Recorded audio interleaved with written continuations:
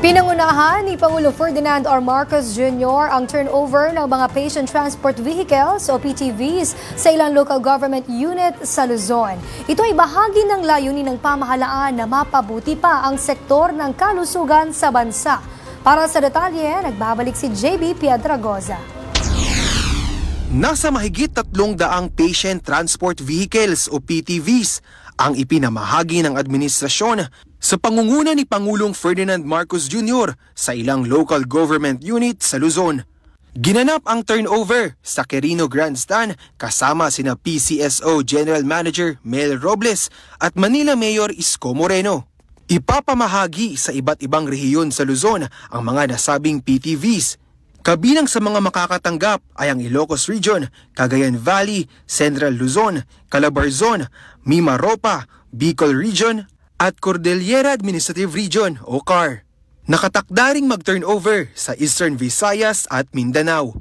Laging masaya itong mga event na ito dahil sa wakas yung marami sa ating mga LGU at mga cities at saka municipalities na hanggang ngayon ay hindi pa nagkaroon ng ambulansya, hindi pa nagkaroon ng ganitong patient transport vehicle ay magkakaroon na at yung pang hindi pa nabigyan ay magkakaroon din. Ayon kay Pangulong Marcos Jr., mabusising pinili ng pamahalaan ang mga ipinamahaging patient transport vehicles upang matiyak na magagamit ito lalo na sa mga nasa liblib na lugar. Kaya pinili namin itong modelong ito na very appropriate, na tamang-tama para sa Pilipinas.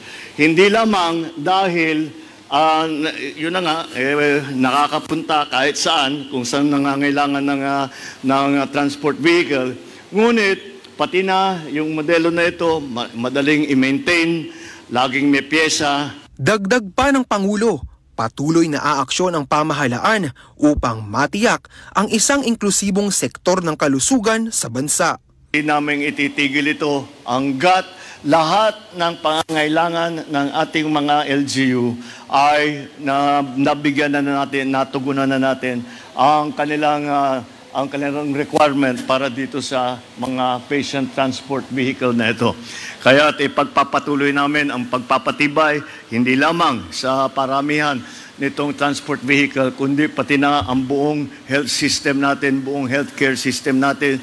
Para sa totoong balita sa Bagong Pilipinas, JB Piedragoza, Congress News.